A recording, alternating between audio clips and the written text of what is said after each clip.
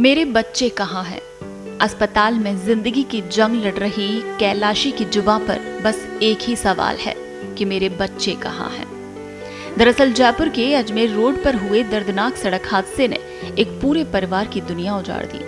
हादसे के बाद सड़क पर बिखरे बच्चों के गुब्बारे, पानी की बोतलें, मसाले और घरेलू सामान उस दर्दनाक मंजर की गवाही दे रहे थे जो कुछ ही पलों में एक परिवार के सपने हमेशा के लिए बिखर गए। इस हादसे में राजसमंद जिले के जैतपुरा गांव निवासी चंद्र प्रकाश और उसके 3 बेटों की मौत हो गई, जबकि उसकी पत्नी कैलाशी गंभीर रूप से घायल है। परिजनों के अनुसार चंद्र प्रकाश हर साल गर्मी की छुट्टियों में पत्नी और बच्चों के साथ जयपुर आता था।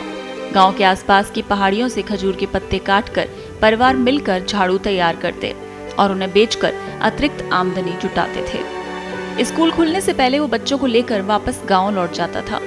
इस बार भी परिवार मेहनत की कमाई के साथ घर लौट रहा था, लेकिन अजमेर रोड पर तेज रफ्तार ट्रॉले ने उनकी जिंदगी की दिशा ही बदल दी। हादसे में चंद्र प्रकाश और उसके 3 मासूम बेटों की मौके पर ही मौत हो गई, जबकि पत्नी कैलाशी गंभीर रूप से घायल हो गई।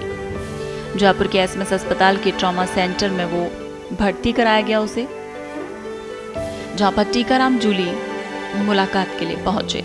इधर परिवार के सदस्यों ने बताया कि कैलाशी को अभी तक ये नहीं बताया गया कि उसके पति और तीनों बच्चे अब इस दुनिया में नहीं रहे और इसीलिए वो बार बार एक ही सवाल पूछ रही है, मेरे बच्चे कहाँ हैं? ये सवाल सुनकर अस्पताल में मौजूद परिजन और डॉक्टर भी भावुक हो उठते हैं। मोचरी के बाहर मौजूद चंद्र प्रकाश के साले पन्नालाल ने बताया कि वो भी झाड़ू बेचने का काम करता है और सभी लोग साथ रह रहे थे।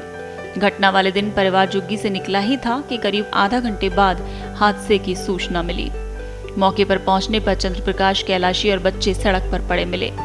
किसी तरह सभी को अस्पताल पहुंचाया, लेकिन डॉक्टर चंद्र प्रकाश और तीनों बच्चों की जान नहीं बचा सके।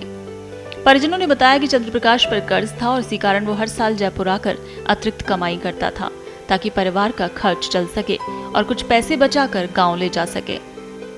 वो परिवार का इकलौता कमाने वाला सदस्य था। अब उसके निधन के बाद पीछे बुजुर्ग माता पिता और गंभीर रूप से घायल पत्नी और पूरे परिवार के सामने आर्थिक संकट खड़ा हो गया। परिवारों ने राज्य सरकार से आर्थिक सहायता और परिवार के पुनर्वास की मांग की है। हादसे के बाद सड़क पर बिखरे बच्चों के गुब्बारे, पानी की बोतलें, घरेलू सामान देखकर वहां मौजूद लोगों की आंखें नम हो गई। राहगीर रुक रुक कर घटना की जानकारी लेते रहे और तेज रफ्तार वाहनों को इस हादसे के लिए जिम्मेदार ठहराते रहे। स्थानीय लोगों ने हादसे की एक बड़ी वजह सड़क की खतरनाक बनावट को बताया।